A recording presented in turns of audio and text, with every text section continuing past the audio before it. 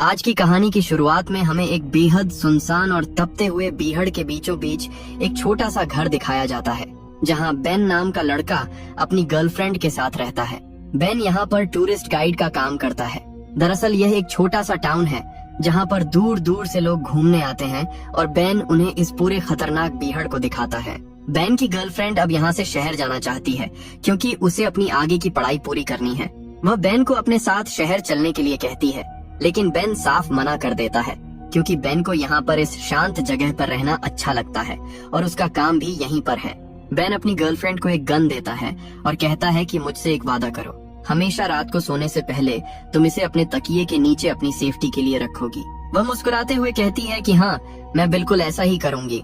और इसके बाद वह वहाँ से शहर के लिए चली जाती है।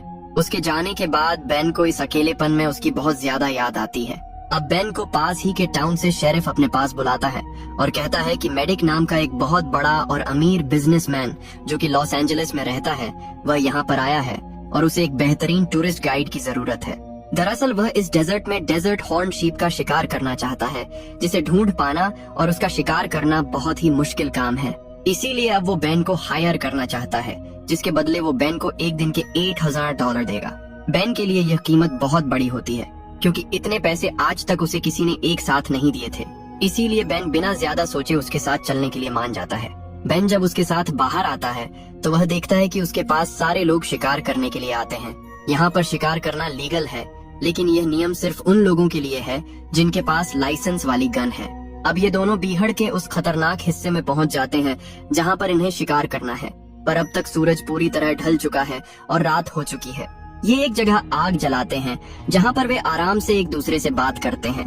बेन उसे अपनी गर्लफ्रेंड के बारे में बताता है जो कि अब सिटी मूव हो चुकी है। साथ ही वह अपने माता पिता के बारे में बताता है और कहता है कि बचपन में एक बार हम इसी बीहड़ में फंस गए थे। दरअसल मेरे पिता की गाड़ी अचानक खराब हो गई थी। हम कई दिनों तक वहाँ फंसे मदद का इंतजार करते रहे, लेकिन कोई भी मदद के लिए नहीं आया। उस झुलसाती धूप में मेरी मॉम ने अपनी लिपस्टिक मेरे चेहरे पर बार बार लगाई, जिस वजह से मैं उस खतरनाक हीट से बच गया। पर पानी की कमी से वह दोनों नहीं बच पाए और मेरी आंखों के सामने तड़प तड़प कर मर गए। ये दर्दनाक किस्सा कहते कहते बेन बहुत इमोशनल हो जाता है। इसके बाद ये दोनों के दोनों वहीं पर सो जाते हैं। अगली सुबह सूरज निकलते ही ये दोनों शिकार करने के लिए निकलते हैं, जहाँ पर रास्ते में मेडिक एक जगह बेवजह गोलियां चलाना शुरू कर देता है, जिससे बेन समझ जाता है कि इसे शिकार करने का कोई भी तजुर्बा नहीं है। वह गुस्से में पूछता है कि तुम्हें लाइसेंस किसने दिया। वह बड़े घमंड से बताता है कि मेरे पास लाइसेंस नहीं है, मेरे पास बहुत पैसा है, इसीलिए मुझे किसी लाइसेंस की कोई जरूरत नहीं है। बेन उसे समझाता है कि बिना लाइसेंस वाली गन से यहाँ पर शिकार करना पूरी तरह से गैर कानूनी है, लेकिन इससे पहले कि बेन कुछ और बोलता, मेडिक उसे बहुत सारे पैसे निकाल कर देता है, जिससे बेन का मुंह बंद हो जाता है और वह चुपचाप आगे बढ़ने लगता है। अब ये दोनों के दोनों एक ऊंची चट्टान की चोटी पर जाते हैं, जहाँ से बेन अपनी दूरबीन से शिकार को ढूंढ रहा होता है। बहुत देर तक उसे कोई भी शिकार नहीं दिखता। साथ ही मेडिक उसे बार बार बेवकूफों की तरह डिस्टर्ब कर रहा होता है और तभी अचानक मेडिक एक तरफ अपनी गन से गोली चला देता है। हालांकि बेन ने उसे वहाँ गोली चलाने के लिए बिल्कुल नहीं कहा था। ये दोनों उस तरफ भाग कर जाते हैं और देखते हैं कि वहाँ पर इसी टाउन के एक बूढ़े आदमी को, जो यहाँ बीहड़ में मिनरल्स की खोज करता था, उसे गोली लग चुकी है और वह खून से लथपथ पड़ा है। बेन इस बूढ़े आदमी को बहुत अच्छे से जानता था और अब बेन तुरंत उसकी मदद करना चाहता है। इसीलिए वो फर्स्ट एड के लिए गाड़ी के पास भाग कर जाता है। वहीं हमें मेडिक को दिखाया जाता है, जो यह सब देखकर बहुत डर जाता है। उसे समझ में आ चुका है कि उसने एक बहुत बड़ा जुर्म किया है, इसीलिए वह तुरंत अपने साथी को कॉल करता है और सब कुछ बता देता है और कहता है कि मैं शायद अब बहुत बुरी तरह फंस गया हूँ। उसका साथी उसे सलाह देता है कि तुम उस आदमी को एक और गोली मार दो, लेकिन अपनी गन से नहीं, बल्कि बेन की गन से। और इसके बाद मेडिक बिल्कुल ऐसा ही करता है। गन की तेज आवाज सुनकर बेन वापस भाग कर आता है और देखता है कि उस बूढ़े आदमी के शरीर में अब 2 गोलियां हैं। वो मेडिक से चिल्लाकर पूछता है कि तुमने ऐसा क्यों किया। मेडिक बड़ी चालाकी से कहता है कि ये मैंने नहीं किया, बल्कि तुमने किया है। एक गोली तुमने चलाई और एक गोली मैंने, यानी कि इसकी मौत के जिम्मेदार हम दोनों हैं। बेन समझ जाता है कि मेडिक ने ऐसा सिर्फ अपने आप को बचाने के लिए और बेन को फंसाने के लिए किया है। और इसके बाद मेडिक उसे लालच देते हुए कहता है कि अगर तुम इस बारे में किसी को कुछ नहीं बताओगे तो मैं तुम्हें हर साल के 3 लाख दूंगा। साथ ही यूनिवर्सिटी में तुम्हारा एडमिशन भी करवा दूंगा, जिसके बाद तुम शहर में आराम से अपनी गर्लफ्रेंड के साथ रह सकते हो। पैसों और अपने फ्यूचर के बारे में सोचकर बेन उसकी बात मान जाता है। जिसके बाद ये दोनों के दोनों उस बूढ़े आदमी को वहीं रेत में दफना देते हैं, उसकी शांति के लिए प्रार्थना करते हैं और अपनी गाड़ी के पास वापस आ जाते हैं। वहाँ पर मेडिक पानी को वेस्ट कर रहा होता है और आराम से अपना मुंह धो रहा होता है। ये बात बेन को बिल्कुल अच्छी नहीं लगती, क्योंकि इस सूखे बीहड़ में पानी मिलना बहुत ही मुश्किल है। बेन चुपके से गाड़ी के पास आ जाता है, जहाँ पर उसका बैग रखा हुआ है। उसके पास एक छोटा सा गैजेट है जिससे वह इमरजेंसी मैसेज भेज सकता है। इससे पहले कि वह शेरिफ को मैसेज भेजता, यहाँ पर मेडिक उसे पीछे से देख लेता है और तुरंत गन पॉइंट पर ले लेता है। मेडिक गुस्से में कहता है कि तुम्हारे और मेरे बीच में एक करार हुआ था जिसके मुताबिक तुम इस बारे में किसी को कुछ नहीं बताओगे, लेकिन तुमने धोखा देकर उस करार को तोड़ दिया। जिसके बाद वह उसके गैजेट को पैरों तले कुचलकर तोड़ देता है। साथ ही गन तान कर कहता है कि तुम अपने सारे कपड़े उतारो। बेन को अपनी जान बचाने के लिए उसकी बात माननी पड़ती है। मेडिक उसके कपड़े और जूते उतरवा देता है और कहता है कि अब तुम इसी तरह से नंगे पैर अपने घर जाओ। बेन को उसकी बात माननी पड़ती है और अब वह उस तपते हुए बीहड़ में चलना शुरू कर देता है। मेडिक को अच्छे से पता है कि बेन इस तरह से घर कभी नहीं पहुंच सकता, बल्कि इस भयानक गर्मी और प्यास से उसकी मौत हो जाएगी। जिसके बाद उस बूढ़े आदमी, जिसका नाम चार्ली था, उसकी मौत का पूरा इल्जाम बेन के ऊपर आ जाएगा, क्योंकि उस बूढ़े आदमी के शरीर में एक गोली बेन की भी है। पुलिस को यही लगेगा कि बेन उसे मारकर भाग रहा था और रास्ते में भूख और प्यास से तड़प कर मर गया। अब बेन धीरे धीरे तपती रेत पर आगे चलने लगता है। कुछ देर बाद उसके सामने एक पोल आता है जिस पर वह एक नंबर को पढ़ता है। मेडिक दूर से उसे अपनी दूरबीन से लगातार देख रहा होता है। दरअसल वह तब तक उसका पीछा नहीं छोड़ेगा जब तक उसकी आंखों के सामने बेन की मौत ना हो जाए। बेन लगातार दर्द सहते हुए आगे बढ़ता ही चला जाता है और जब उसके सामने पोल नंबर 2 आता है तो वह भागकर चट्टान में कहीं गायब हो जाता है। मेडिक ये सब देख लेता है और अपनी गाड़ी लेकर तेजी से उसी तरफ बढ़ चलता है जहाँ पर बेन गायब हुआ है। वहाँ पहुंचकर वो देखता है कि बेन आसपास कहीं भी नहीं है। बेन दरअसल इन्हीं चट्टानों में बनी हुई एक गुफा के अंदर चला जाता है, जो एक तरह का खुफिया बंकर होता है। और ये बंकर उसी बूढ़े आदमी का है जिसे गोली मारकर मेडिक ने मार दिया था। यहाँ पर खाने पीने की पूरी सप्लाई होती है। बेन सबसे पहले पानी पीकर यहाँ पर अपनी बुझती हुई प्यास बुझाता है। यहाँ पर बहुत सारी फोटोज लगी हैं और इन्हीं फोटोज में से एक फोटो बेन की और उस बूढ़े आदमी की है। दरअसल बेन बहुत सालों से उसे जानता था और वह उसके पिता जैसा था। बेन रोते हुए उससे माफी मांगता है कि मैं तुम्हारी जान नहीं बचा पाया। और तभी बेन को एहसास होता है कि इस गुफा के अंदर कोई आ रहा है।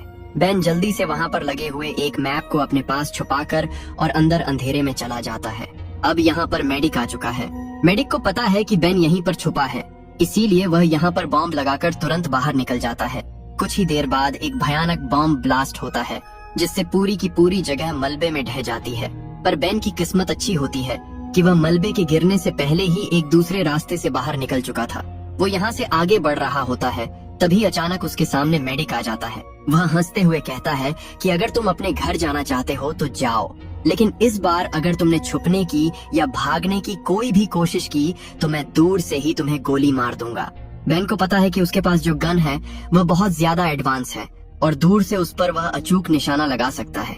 इसीलिए बेन को एक बार फिर से उस आग उगलते रेगिस्तान में आगे बढ़ना पड़ता है। यहाँ से जो सबसे नजदीकी टाउन है वह 45 माइल दूर है और अब बेन के पास जो मैप होता है जो उसने मेडिक से छुपा लिया था, उस मैप के सहारे वह आगे बढ़ने लगता है।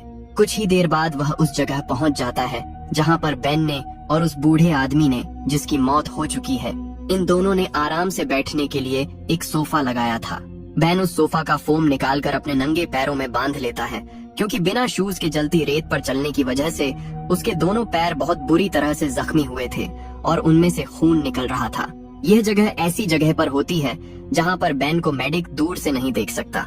इसीलिए बेन इस जगह का पूरा फायदा उठाकर एक बार फिर से मेडिक की नजरों से ओझल हो जाता है। उसके पास जो मैप है उसमें लिखा होता है कि यह खजाने का मैप है और उस मैप को फॉलो करते हुए वह एक जगह पहुंच जाता है जहां पर क्रॉस का निशान बना होता है। वह उस जगह को हाथों से खोदता है जहां पर एक बॉक्स होता है और जब वह उस बॉक्स को खोलता है उसमें एक स्लिंग शॉट और कुछ मार्बल्स होते हैं। वह उन्हें निकाल कर अपने पास रख लेता है।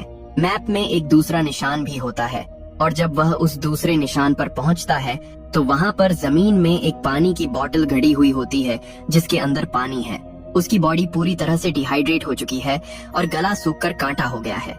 इसीलिए जल्दी से वह बॉटल का कैप खोलकर पानी पीने की कोशिश करता है, लेकिन तभी अचानक बॉटल पर एक गोली लगती है जो कि मेडिक ने दूर से चलाई थी। बॉटल दूर जाकर गिरती है, जिससे पूरा का पूरा पानी रेत में बिखर जाता है। दरअसल मैप में लिखा होता है कि यह एक ट्रेजर यानी कि खजाने का नक्शा है, और ऐसे तपते बीहड़ में पानी से बड़ा कोई खजाना नहीं हो सकता, जो बात शायद बेन पहले से जानता था। और अब बेन को एक बार फिर से प्यासे ही अपनी जान बचाने के लिए आगे बढ़ना पड़ता है। वहीं दूर से हमें मेडिक को दिखाया जाता है, जो आराम से ड्रिंक बनाकर पी रहा होता है। उसकी नजर पूरी तरह से बेन के ऊपर ही होती है। कुछ देर और चलने के बाद बेन की हिम्मत जवाब दे जाती है और वह वहीं पर गिर जाता है। और अब मेडिक अपनी गाड़ी लेकर उसके पास आता है। वह देखता है कि बेन पूरी तरह से अचेत है। मेडिक उसके आसपास 2 बार गोलियां चलाता है, यह जानने के लिए कि वह जिंदा है या मर गया, लेकिन बेन बिल्कुल नहीं हिलता, जिससे वह समझ जाता है कि बेन की मृत्यु हो चुकी है, उसका मकसद पूरा हो चुका है और अब वह अपनी गाड़ी लेकर वहां से निकल जाता है। लेकिन उसे नहीं पता कि बेन अब भी जिंदा है और उसने मरने का सिर्फ नाटक किया था। उसके जाने के बाद बेन उठकर उस तरफ चलने लगता है जहां पर चट्टान के ऊपर एक गुफा के अंदर वो अपनी गर्लफ्रेंड के साथ टाइम स्पेंड किया करता था। वहां पर पानी भी है। दरअसल वो अपनी प्यास बुझाने पानी की तलाश में वहां जा रहा है, और जब वह चट्टान के ऊपर चढ़ रहा होता है तो दूर मेडिक, जो अपने साथी से फोन पर बात कर रहा होता है, वो बेन को जिंदा देख लेता है। और अब उसे बेन पर बहुत भयंकर गुस्सा आता है और वह बेन पर ताबड़तोड़ गोलियां चलाता है। लेकिन बेन किसी तरह से अपनी जान बचाकर और उसकी गोलियों से बचकर उस गुफा के अंदर पहुंच जाता है जहां पर पानी होना चाहिए। लेकिन बदकिस्मती से यहाँ पर पानी नहीं होता, इसीलिए बेन को बहुत गुस्सा आता है। वहीं मेडिक बाहर से चिल्ला चिल्ला कर कहता है कि सरेंडर कर दो, तुम्हें मुझसे कोई नहीं बचा सकता। लेकिन बेन अब रात होने का इंतजार करता है ताकि रात के अंधेरे में वहाँ से निकल सके।